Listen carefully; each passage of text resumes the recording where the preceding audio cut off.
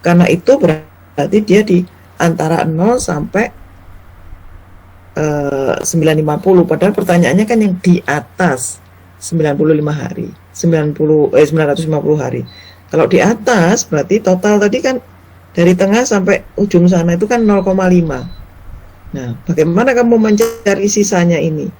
Ya berarti 0,5 dikurangi luasannya yang 0 sampai 2,78 tadi, yaitu luasannya 0,4973. Maka ini sisanya ini yang di atas 950 hari. Nah, tinggal berapa persen itu? 0,27% dari 5.000 atau sekitar 14 panci aja yang bisa tahan lebih dari 950 hari jika produksinya 5.000 panci. Nah, itu kita ngelihat distribusi dari data-data itu tadi ya, kalau kita masukkan dalam contoh-contoh kasus distribusi normal itu tadi. Oke, ada yang mau ditanyakan dari dua contoh kasus ini?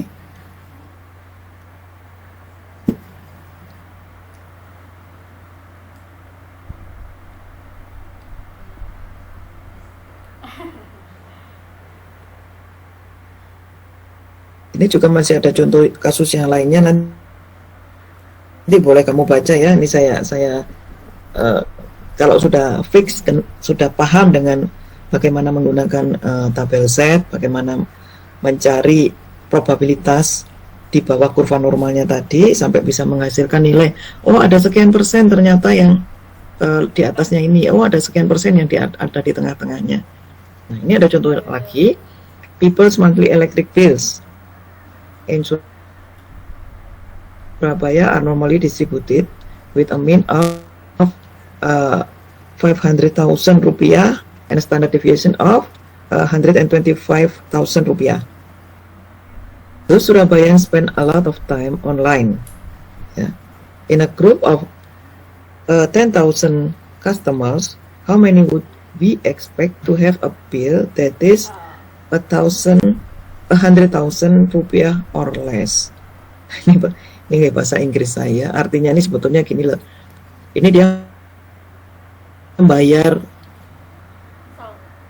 tagihan bulanan listrik, yaitu mempunyai distribusi normal, di mana rata-ratanya orang-orang Surabaya membayar tagihan listrik itu per bulannya adalah 500.000 ya, dan standar deviasinya adalah 125.000. Pertanyaannya adalah, jika ada 10.000 pelanggan, 10.000 pelanggan, ya, bagaimana kita bisa mengekspektasikan, memperkirakan bahwa ada yang bayarnya di bawah 100.000. Ya, berarti kan kamu nyari dulu ya, ini X-nya 100.000, Y-nya 500.000, sigmanya 125.000. Oke, setelah itu kamu dapat Z-nya. Kemudian cari PZ. Ya, kalau sudah sekian persen. Nah, dengan cara yang sama nomor 5 juga seperti itu. Ya, jika ada 10.000 pelanggan, maka yang memiliki bill di bawah 100.000 ada 7 pelanggan. Ya, ini juga gitu untuk tes bahasa Inggris, skornya terdistribusi normal, rata-rata 74, standar deviasi 7, antara 60 sampai 80. Nah, berarti kan kamu punya X1-nya sekian, X2-nya sekian. How many of the class would be expected to score more than 80 points? Berarti yang nilainya di atas 80 berapa? Sama kan ya ceritanya? Ya, ini. Jadi di sini tidak diketahui jumlah kelasnya berapa, cuma kamu bisa menyatakan ada sekian persen yang nilainya di atas 80. Oke. Ini CDF-nya, jadi CDF itu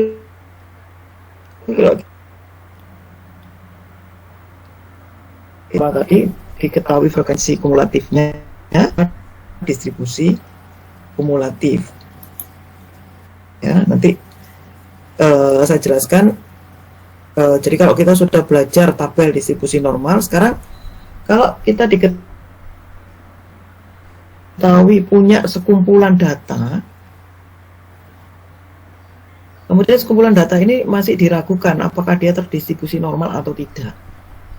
Ya, karena kan distribusi kan bisa macam-macam ya, bisa normal, bisa Poisson, bisa uniform, bisa eksponensial ya, macam-macam, bisa gamma. Nah, kita ini kumpulan datanya ini kita belum yakin apakah dia terdistribusi normal atau tidak. Nah, untuk menguji kenormalannya, ya, jadi tujuannya apa? Karena nanti kalau kita sudah jelas kenormalannya, ini bisa kita lanjutkan di progres berikutnya. Berapa korelasi antar datanya? Bagaimana bentuk regresinya? Ya, bagaimana kita akan menguji reliabilitas dari datanya? Nah, itu nanti ya setelah UTS. Tapi paling tidak sekarang kita akan menguji dulu normalitas dari datanya. Apakah data-data itu terdistribusi normal atau tidak? Nah, pengujian normalitas data itu bisa dilakukan dengan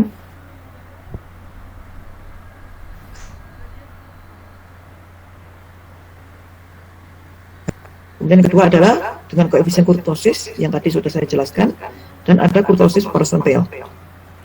Untuk chi-square nanti aja setelah UTS. Ya, kita melihatnya 1, 2, 3 ini dulu. Jadi langkah untuk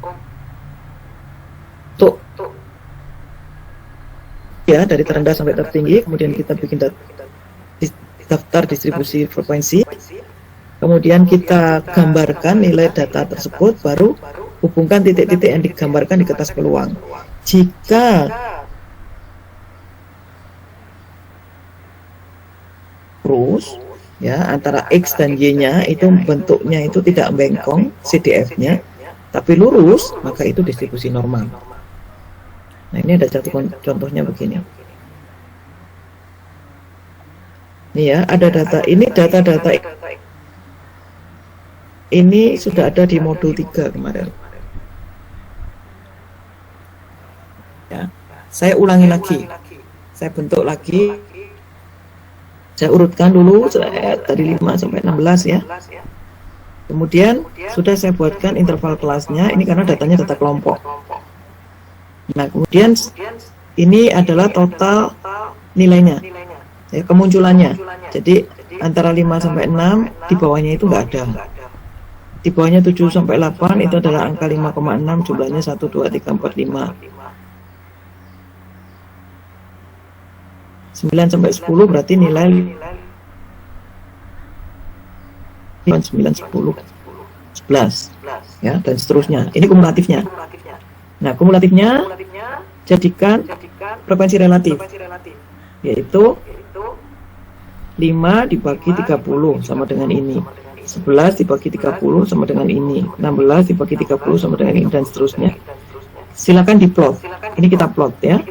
5 sampai 6 0, 7 sampai 8 0,17, 9 sampai 10 0,37, 11 sampai 12 0,53, dan seterusnya sampai 15 sampai 16 0,97. Kita lihat plotnya. Ternyata dia membentuk hampir garis lurus begini. Nah, sudah kelihatan bahwa kita bisa menyimpulkan bahwa data-data ini terdistribusi normal. Ya, jadi datanya kita urutkan, kita buatkan tabel distribusinya, kemudian kita cari tabel kumulatifnya, frekuensi relatifnya, kemudian dan frekuensi kumulatifnya, diplot. Kalau plotnya lurus, CDF-nya, nah berarti itu normal. Ya, distribusinya normal. Itu cara kita menguji normalitas data ya. Nah, nanti boleh deh kamu coba. Kalau kamu ada praktek terus disuruh ngukur berapa kali, kemunculannya akan muncul berapa kali data sekian sampai sekian, sekian sampai sekian. Nah, silakan dicek. Ini yang paling gampang itu adalah yang menggunakan uji dengan kertas peluang biasa ini. Ya. Kemudian yang agak soro, ya, agak banyak hitung, itu yang uji koefisien kurtosis. Kenapa? Karena saya harus ngitung dulu sigmanya dan standar deviasinya. Kalau sudah punya, ya tidak masalah. Nah, kurtosis tadi kan ada lepto, ada plati, ada meso. Ya, kita lihat. Jadi untuk kurtosis di sini ada sigmanya ini kan. Ya. Nah, ini kan kita harus terhadap X rata-ratanya. Ya. Nah, kalau kita sudah bisa ngitung ini, ya kita lihat nanti alfanya kayak apa. Kalau alfanya kurang dari 3, dia platikurtik. Lebih dari 3, leptokurtik. Sama dengan 3, dia meso. Kalau dia bisa salah satu dari angka-angka ini, dia juga terdistribusi normal. Ya, tinggal normal yang apa? Yang plati, apa yang lepto, apa yang meso. Nah, ini untuk yang koefisien kurtosis tadi. Nah, ini contoh seperti ini tadi ya.